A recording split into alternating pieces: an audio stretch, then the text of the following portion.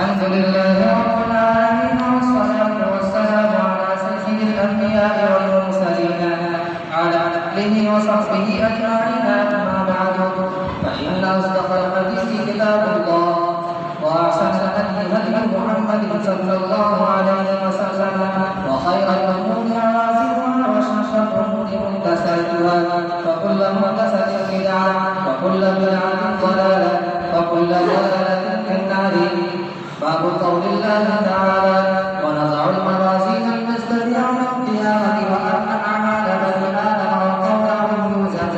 وقال مجاهد القسطاس العدل بالركنية ويقال القسط أصدر المقسط وهو العادل وأما القاسط فهو الجابر. وبسند المنتصر منا إلى الشيخ الإمام الإمام الحافظ الحجة أمير المؤمنين في الحديث أبي عبد الله محمد بن إسماعيل بن إبراهيم بن المغيرة بن قسمة الجعفي بن أماني البخاري رحمه الله تعالى.